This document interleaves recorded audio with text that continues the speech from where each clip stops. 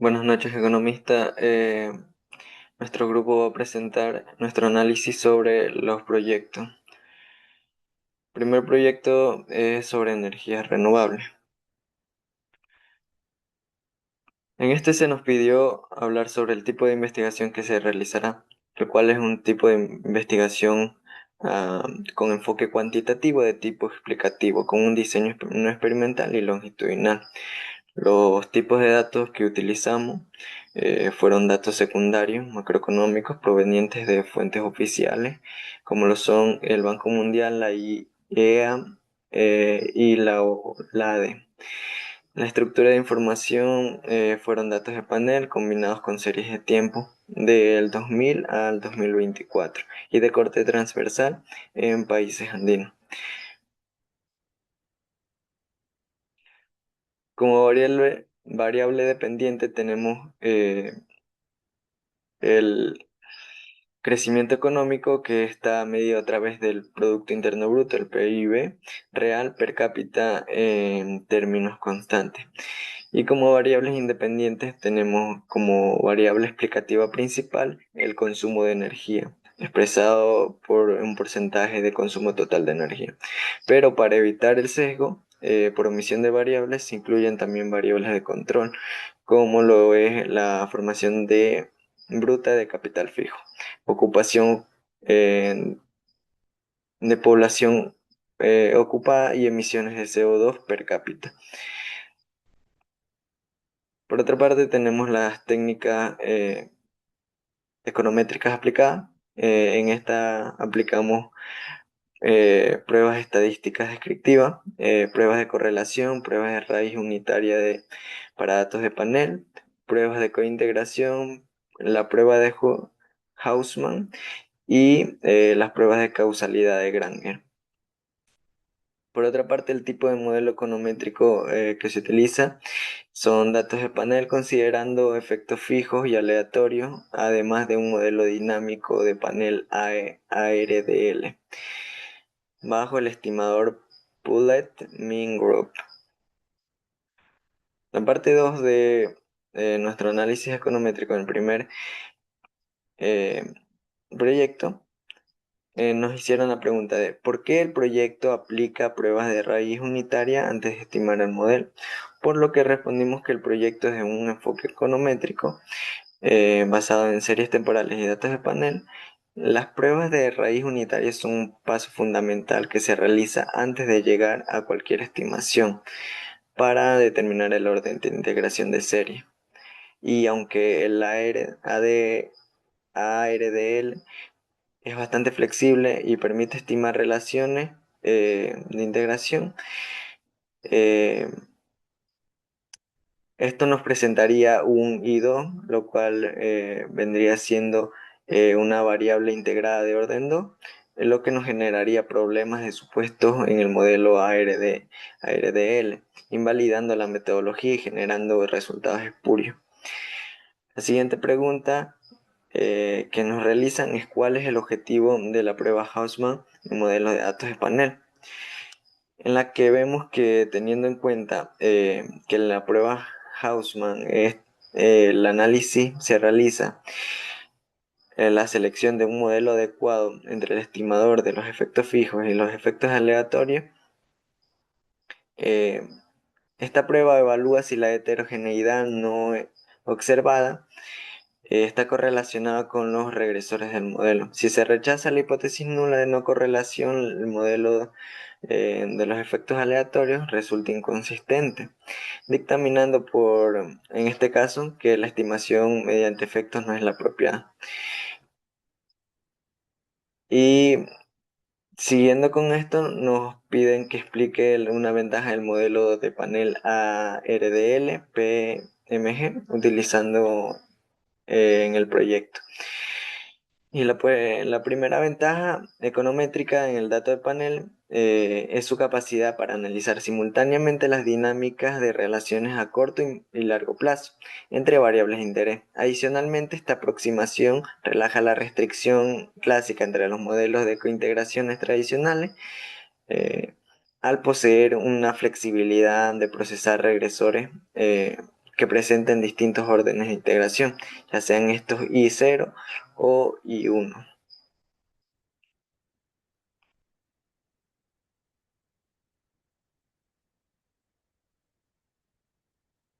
Ahora bien, de acuerdo con la parte 3 crítica metodológica, tenemos la pregunta siguiente. Mencione y explique tres posibles problemas econométricos presentes en el proyecto.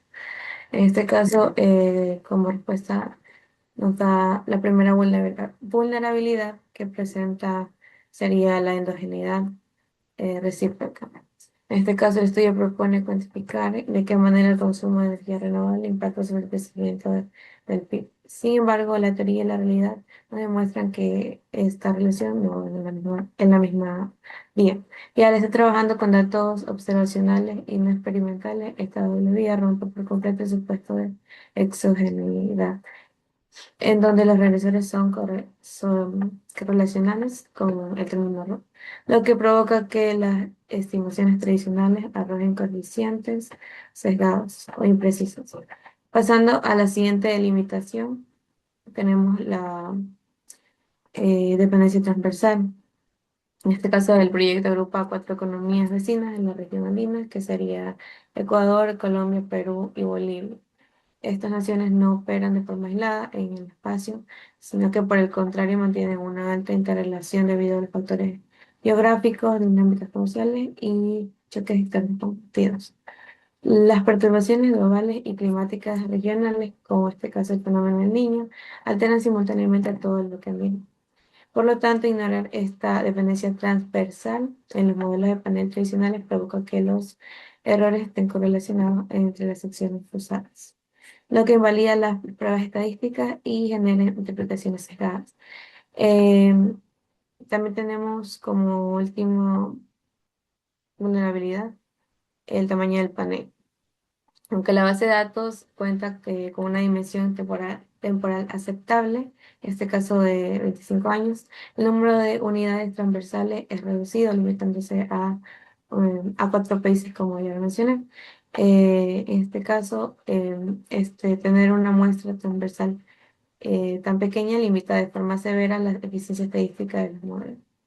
El impacto directo de este problema es que las pruebas estándar de raíz unitaria en panel y las de cointegración pierden drásticamente su potencia estadística. Como consecuencia, se vuelve difícil identificar la estacionariedad de la serie y las relaciones de equilibrio a largo plazo. Como último punto tenemos la parte 4, que es la propuesta de mejora. En este caso, tenemos que implementar un modelo, si es ARDL, en lugar del modelo panel convencional o del, o del modelo denominado Pool Mean Group planteado en el diseño original. En este caso asume los errores a través de las secciones cruzadas de manera independiente. Es una hipótesis que, como acabamos de mostrar, se rompe con la realidad andina. Al adoptar este enfoque, la estrategia de estimación cambia al incluir los promedios de las sesiones cruzadas y sus rezagos dentro de la regresión. Esto funciona como un filtro econométrico que neutraliza los shocks comunes no observados. Con ello, eh, con ello podemos garantizar conclusiones científicas de alta fidelidad para el proyecto.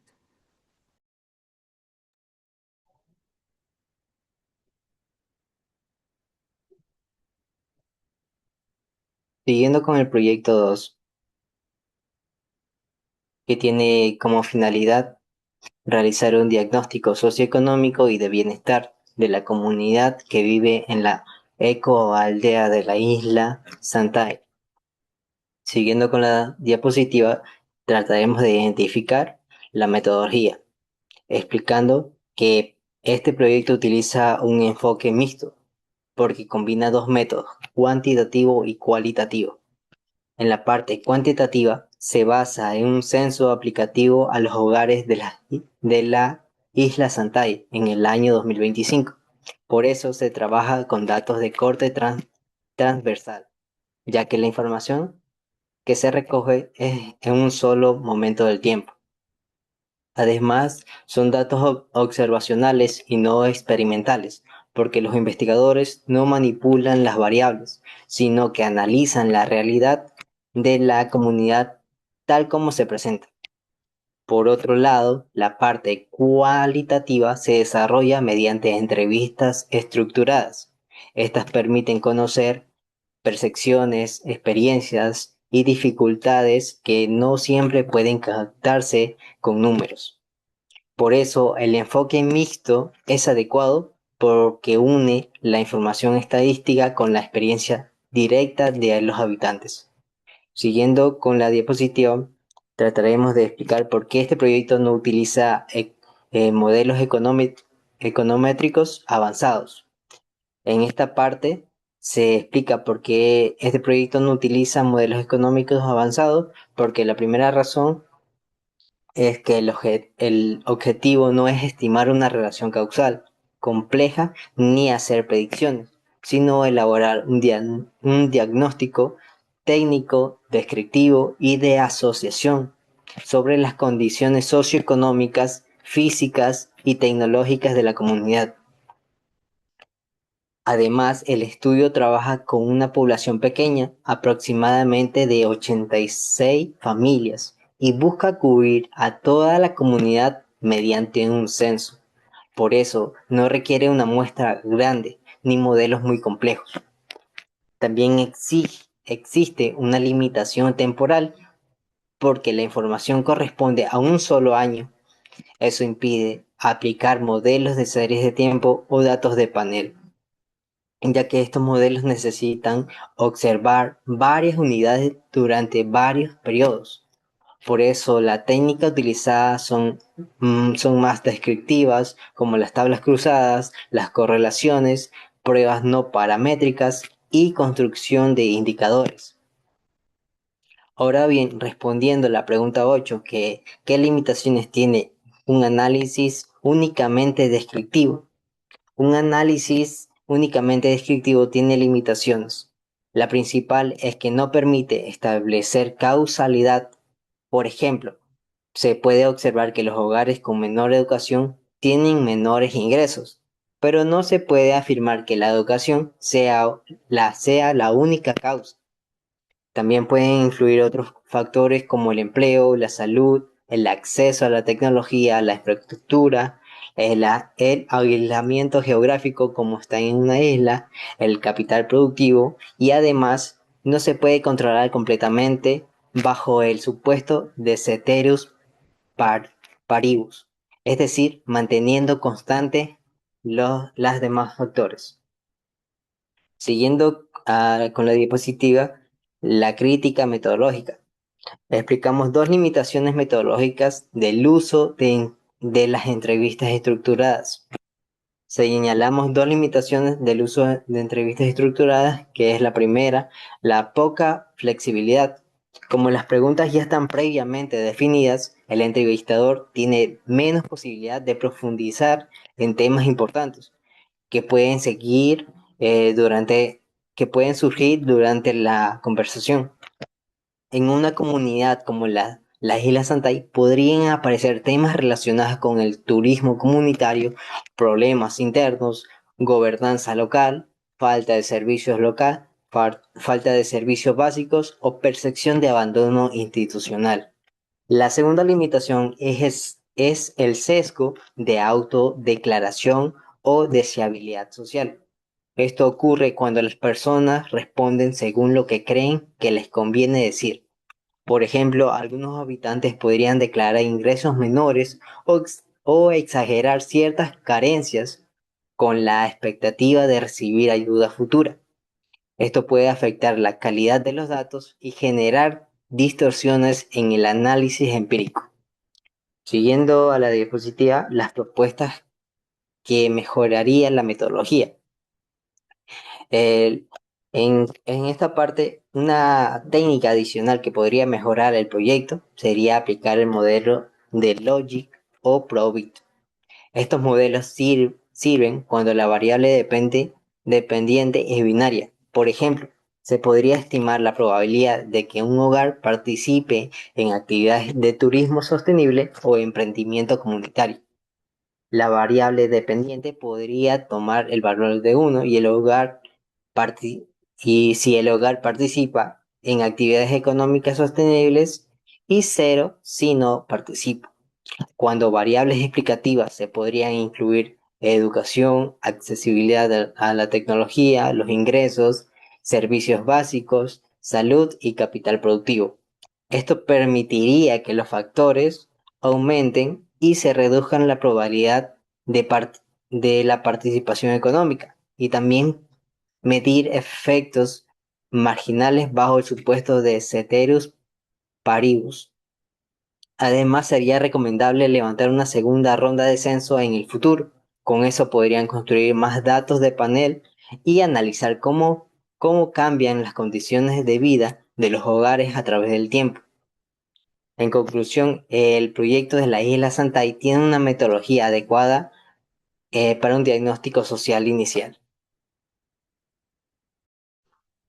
Y ahora vamos con el modelo del mercado laboral ecuatoriano.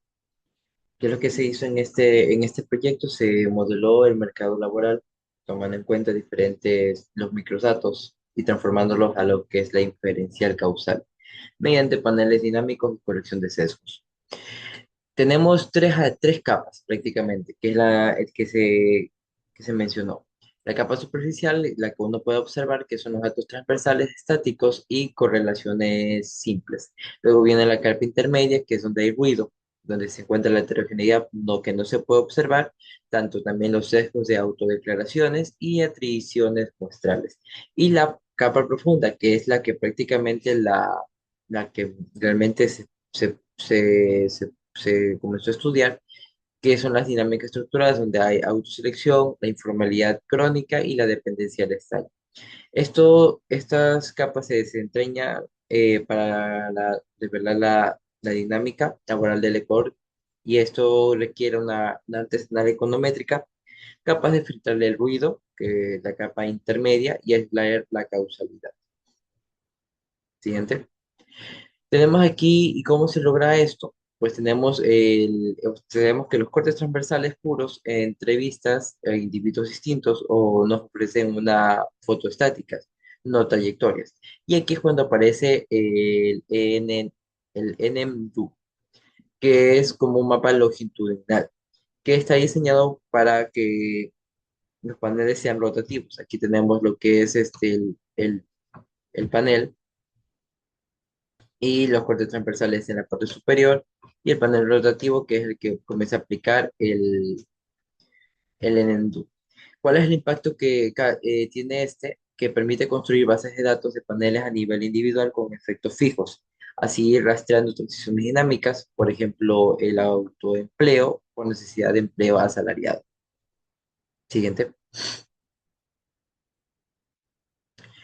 Y aquí viene también un pequeño embudo, que es el que prácticamente empieza con los efectos fijos, las habilidades innatas del trabajador, la ética laboral, la aversión de riesgo y la señal purificada, que es la purificada libre de sesgo por variables omitidas. En cada uno de estos se escogió los individuos para poder irlo filtrando hasta llegar a lo que es el,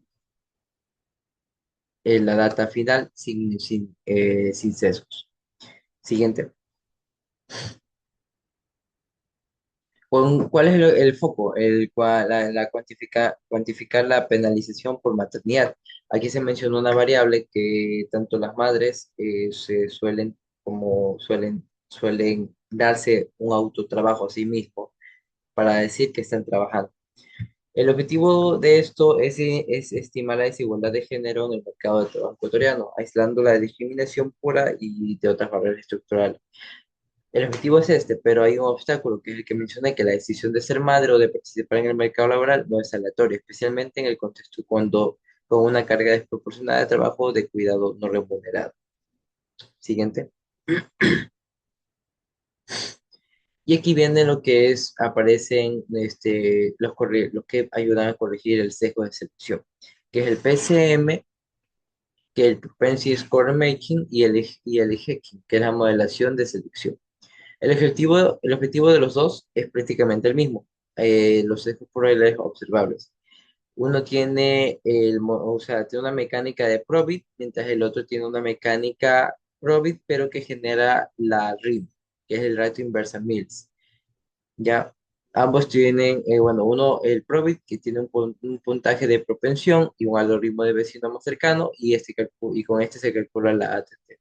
En cambio, el Hacking, que tiene una ecuación de salarios con el MCO y con un RIM como control.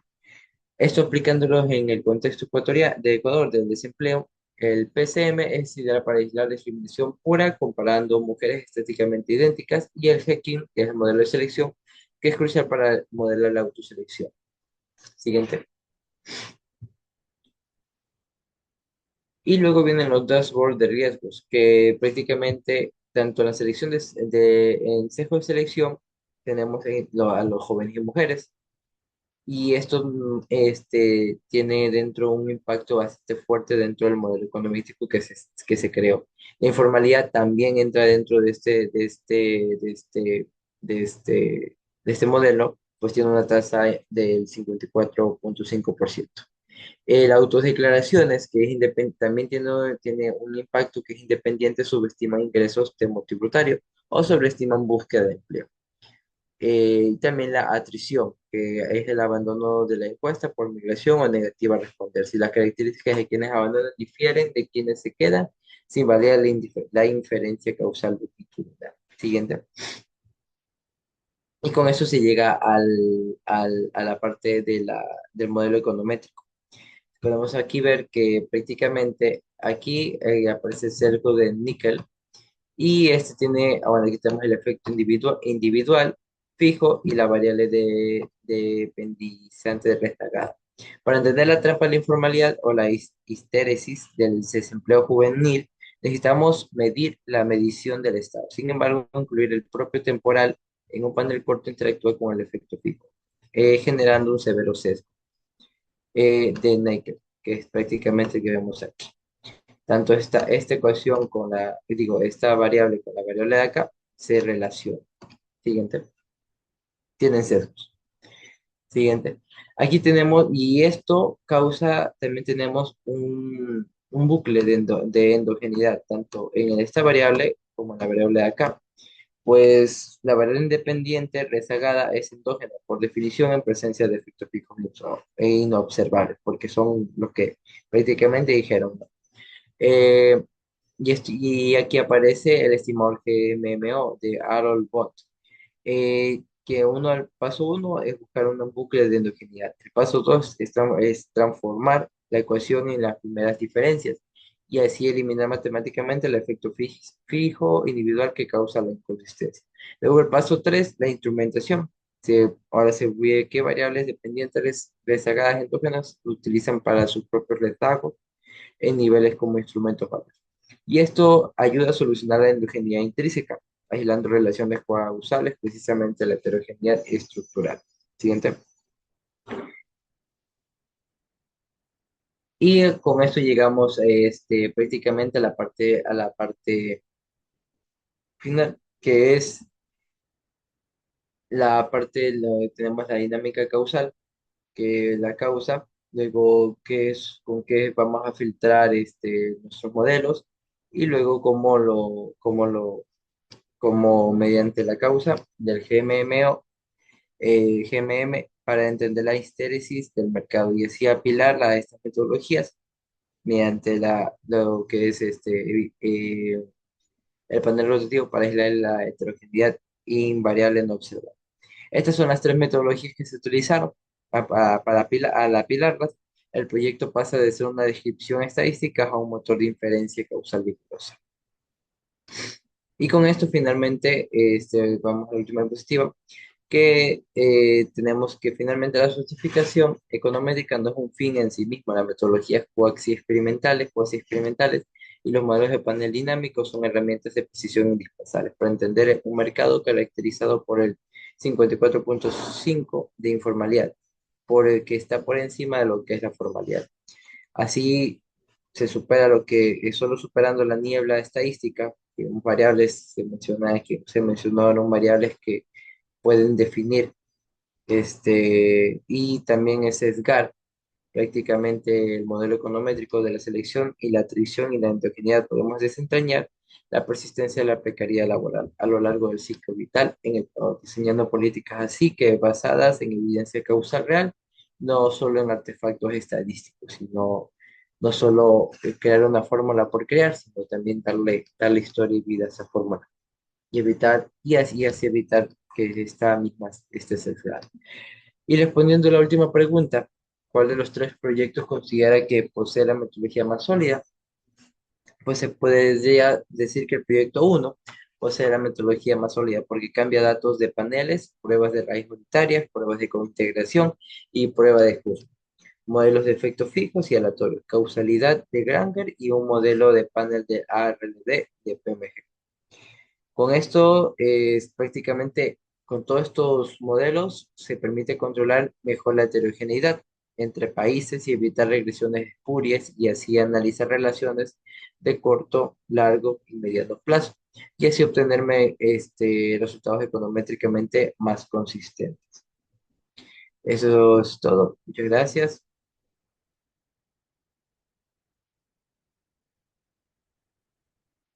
No sé cómo es.